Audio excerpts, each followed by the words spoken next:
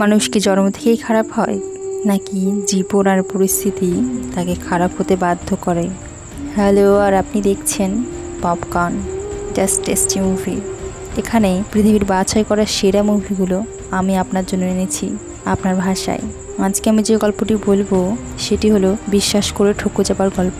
ভালোবাসা, বিশ্বাস, ক্ষমতা, লোভ, মায়ের স্নেহ আর একটি পরীর ডাইনি হয়ে ওঠার গল্প। আজকের গল্পটি ম্যালিফিসেন্টের গল্প। গল্পের শুরু হয় দুই আলাদা রাজ্য দিয়ে। একদিকে মানুষের রাজ্য, যেখানে লোভ, লালসা আর স্বার্থে ভর্তি, মানে আমাদের মতনই আর কি। আর অন্যদিকে মোরনা, একটি জাদুকরী বনভূমি। সেখানে পরী এবং সমস্ত অদ্ভুত ধরনের প্রাণীরা বাস করে। আর মোরনাতে কোনো রাজা ছিল না। মানুষেরা কিন্তু হিংসা করত মোরনাবাসীকে, কারণ তারা মানুষের থেকে বেশি সুখী জীবনযাপন করত, কারণ তাদের মধ্যে কোনো হিংসে ছিল না। তারা এক অপরের সঙ্গে কোনো ঝামেলাও করতো না। আর এই রাজ্যে মানুষেরা প্রবেশ করতে ভয় পেত। সবাই বলতো একদিন কোনো মহান হিরো বা ভয়ঙ্কর ভিলেন এই দুই রাজ্যের মধ্যে ভালোবাসা স্থাপন করবে। মোনা রক্ষক ছিল একটি পরী, ম্যালিফিসেন্ট। আর ম্যালিফিসেন্টের ছিল বিশাল ডানা, যা দিয়ে সে গোটা মোনা ঘুরে বেড়াতো। আর ছিল নরম হৃদয় আর প্রচুর সাহস, এবং তার কাছে অনেক জাদুকরী শক্তি ছিল, যার জন্য সে মোনা সবচেয়ে শক্তিশালী আর সবার প্রিয় ছিল। কিন্তু ম্যালিফিসেন্ট অনাথ ছিল। তার বাবা মা অনেক আগে মারা গেছে, আর তাকে ভালোবাসার মতো কেউ ছিল না। একদিন তিনটে ছোট পরী এসে তাকে বলে তাদের রাজ্যে মানুষ ঢুকেছে। ম্যালিফিসেন্ট সেখানে যায়। সে একটি ছেলে দেখা পায়, যার নাম ছিল স্টিফেন। সে মোরনার সীমানে চুরি করতে এসেছিল।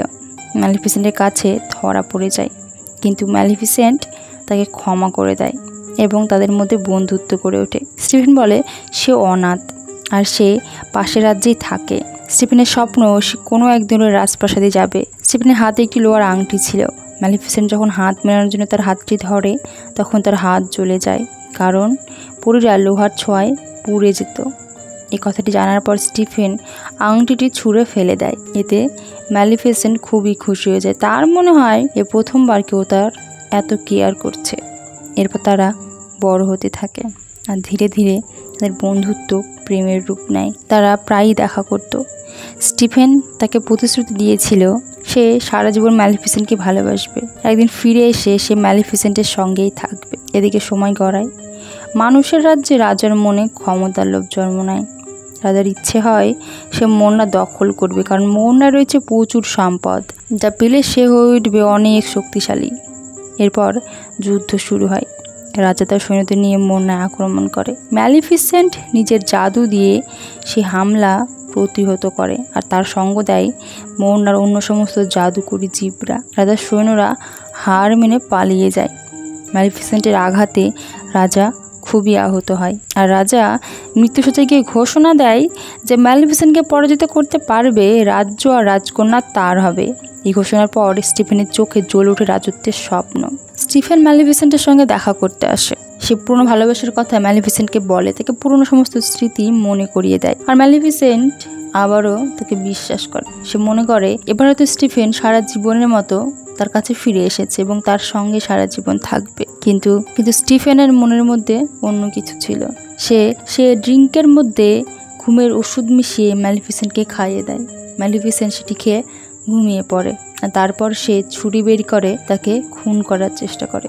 কিন্তু হয়তো তার একটু হলেও বিবেকটা বাধা দিয়ে ওঠে, তাই সে তার ডানা কেটে নিয়ে যায়। ডানাগুলি নিয়ে গিয়ে সে রাজাকে দেখায় এবং তার বদলে সে হয়ে ওঠে নতুন রাজা। কিন্তু পরদিন সকালে ম্যালিফিসেন্ট যখন ঘুম থেকে ওঠে, দেখে তার পিঠ রক্তাক্ত, তার ডানা নেই, তার শরীরে ব্যথা করে, তার মনে প্রচুর কষ্ট হয়। সে চিৎকার করে।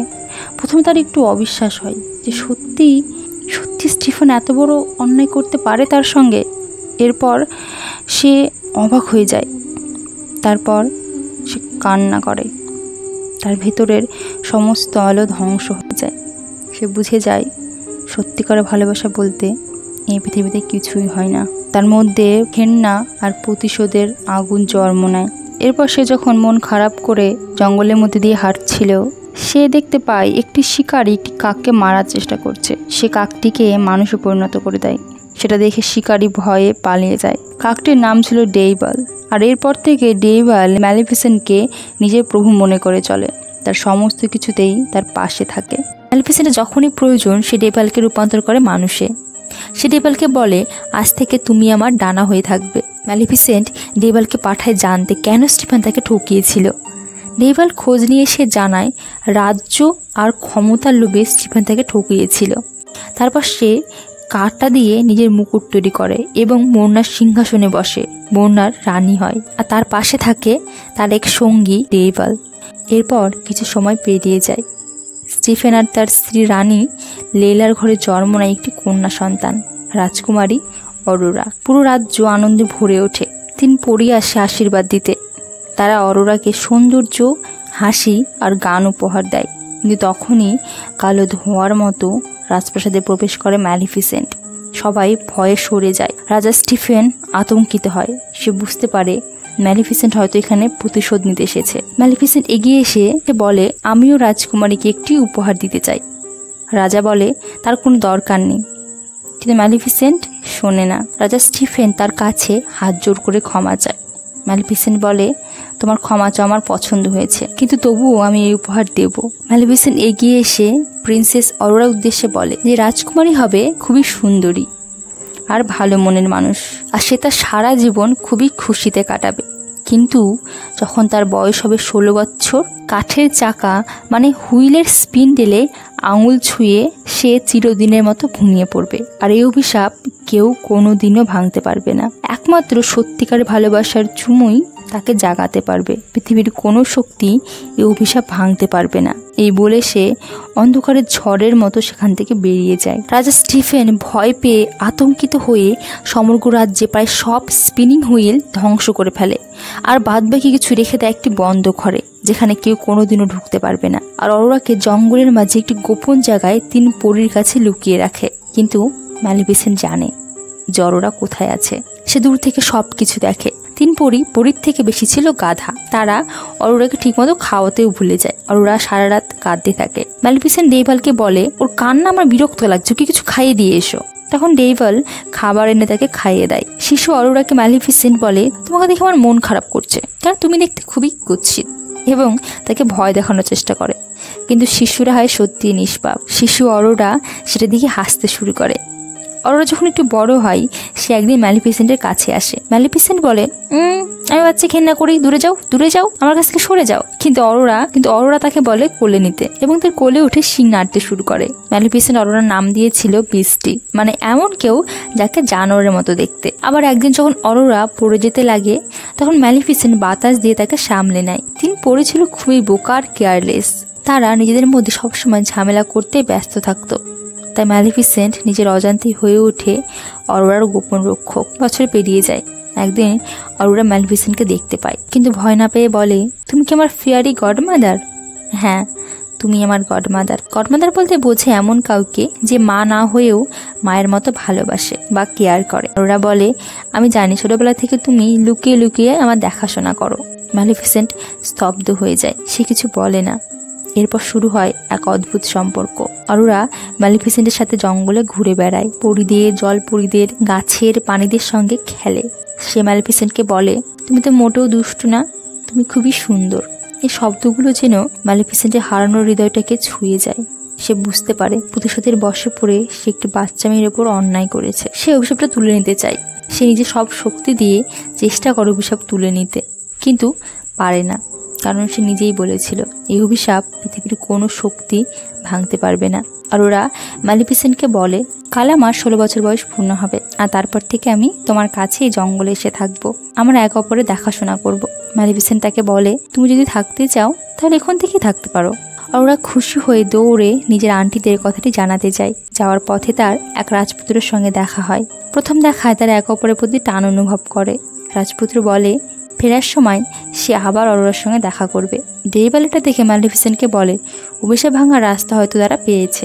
আসলে ডেইভাল ভাবছিল রাজকুমারের ভালোবাসার চুমুই হয়তো অরোরার ঘুম ভাঙাতে পারবে। ম্যালিফিসেন্ট বলে, সে জানে সত্যিকারের ভালোবাসা বলতে কিছুই হয় না। তাই অভিশাপ দেওয়ার সময় সে এমন শর্ত দিয়েছিল যাতে অভিশাপ কেউ ভাঙতে না পারে। ওদিকে অরোরার আন্টিরা তাকে অনুমতি দেয় না। আর কথায় কথায় তাকে সব কথা জানিয়ে দেয়। যখন অরোরা সত্যিটা জানতে পারে, সে ম্যালিফিসেন্টের কাছে উত্তর চায় সে কি সত্যি অভিশাপ দিয়েছে। ম্যালিফিসেন্টের অরোরাকে বলার মতো কিছুই ছিল না, তাই সে চুপ করে থাকে। অরোরা বুঝতে পারে যে ম্যালিফিসেন্টই তাকে অভিশাপ দিয়েছিল। সে কষ্ট পায়, কাঁদে আর দৌড়ে চলে যায় রাজপ্রাসাদে তার বাবার কাছে। অরোরা মা এতদিনে মারা গিয়েছে। সে প্রাসাদে ফেরে ঠিক অভিশপ্ত দিনে। এদিকে রাজা স্টিফেন জানে অভিশাপ পূরণ হবার দিন চলে এসেছে। সে মনে করে ম্যালিফিসেন্ট আজ ঠিক প্রাসাদে আসবে, তাই সে অরোরাকে একটি ঘরে আটকে রাখে। আর সেখান থেকে অরোরা একটি রুমে ঢুকে পড়ে, সেই গোপন রুমে যেখানে রাজা বাকি স্পিন্ডেলগুলো আটকে রেখেছিল। এবং সেখানে গিয়ে সে নিজের আঙুল সে স্পিন্ডেলে ছোঁয় আর সে ঘুমিয়ে পড়ে। ম্যালিফিসেন্ট তাকে বাঁচাতে চায়। সে প্রিন্স ফিলিপকে খুঁজে আনে এবং সঙ্গে করে রাজপ্রাসাদে নিয়ে যায়। আর যাওয়ার পথেই সে বুঝতে পারে যে অভিশাপ ফলে গেছে। সে প্রিন্স ফিলিপকে অরোরা ঘরে ঢুকিয়ে দেয়। দিন পরেই ফিলিপকে বলে অরোরাকে কিস করতে। প্রথমে ফিলিপ একটু ইতস্ত বোধ করে, কিন্তু সে পরে কিস করে, কিন্তু কিছুই হয় না। সবাই হতাশ হয়। ম্যালিফিসেন্ট এইভালকে বলে, আমি তোমাকে বলেছিলাম না, সত্যিকার ভালোবাসা বলতে কিচ্ছু হয় না। এরপর ম্যালিফিসেন্ট অরোরার কাছে এসে ফিসফিস করে বলে, আমি তোমার কাছে ক্ষমা চাইবো না। আমি যা করেছি তা ক্ষমার অযোগ্য। আমি প্রতিশোধের ঘেন্নায় মত্ত হয়ে গিয়েছিলাম। কোনোদিনও ভাবতেও পারিনি আমি তোমাকে এত ভালোবাসতে পারবো। যেটুকু ভালোবাসা আমার মনের মধ্যে বাকি ছিল সেটুকু তুমি নিয়ে নিয়েছো। আর এখন আমি তোমাকে সারা জীবনের মতো হারিয়ে ফেললাম। কিন্তু আমি কথা দিচ্ছি, আমি বেঁচে থাকতে তোমার কোনো ক্ষতি আমি হতে দিব না। তারপর সে অরোরা কপালে চুমু দেয়। আর ঠিক তখনই অরোরা চোখ মেলে। সে জেগে ওঠে, ম্যালিফিসেন্টকে গড মাদার বলে ডাকে। সত্যিকার ভালোবাসা কোনো রাজপুত্রের চুমু নয়, কোনো প্রেমের ভালোবাসা নয়। সেটি একটি মায়ের ভালোবাসা, নিঃস্বার্থ ভালোবাসা, যার সাথে এই পৃথিবীর কোনো ভালোবাসার তুলনা হয় না, যেটা ম্যালিফিসেন্ট অরোরাকে বেসেছিল। অরোরার মনেও ম্যালিফিসেন্টের জন্য কোনো রাগ বা ঘেন্না কিছুই ছিল না। এরপর তারা একসঙ্গে প্রাসাদ থেকে বেরিয়ে আসতে শুরু করে। ঠিক তখনই রাজা স্টিফেন হামলা করে, ম্যালিফিসেন্টকে মেরে ফেলতে চায়। সে লোহার ফাঁদ ফেলে দেয়। একটা মারাত্মক যুদ্ধ শুরু হয়। ম্যালিফিসেন্ট এইভালকে ড্রাগনে পরিণত করে, তবুও সে হেরে যাচ্ছিল। তখনও অরোরা ম্যালিফিসেন্টের হারানো ডানাগুলো সেগুলো কাচের মধ্যে আটকে রাখা হয়েছিল। অরোরা সেগুলোকে ছাড়িয়ে দেয়। ডানাগুলো ফিরে এসে ম্যালিফিসেন্টের শরীরে বসে যায় আর সে আবার উঠতে পারে। ম্যালিফিসেন্ট আর স্টিফেনের মধ্যে শেষ লড়াই হয়। শেষমেশ স্টিফেন ওপর থেকে পড়ে মারা যায়। আবার শান্তি ফিরে আসে। ম্যালিফিসেন্ট অরোরাকে মোরনার রানী করে দেয়। যে সিংহাসন সে অরোরাকে দিয়ে দেয়। আর অরোরা হয়ে ওঠে 2 রাজ্যের রানী। মানুষ আর জাদুর দুনিয়ার মাঝে সে হয় সেতুবন্ধন। আর সে জঙ্গলে থেকে যায় ম্যালিফিসেন্টের সঙ্গে। ম্যালিফিসেন্ট আবার তার ডানায় ভর করে আকাশে উড়ে যায়। আর এখানে মুভিটি শেষ হয়ে যায়। এটা ছিল ম্যালিফিসেন্টের আসল গল্প, ভালোবাসা, প্রতিশোধ, ক্ষমা আর স্নেহর গল্প। আর এমনই হৃদয় ছোঁয়া গল্প পেতে সাবস্ক্রাইব করে পাশে থাকুন। ধন্যবাদ।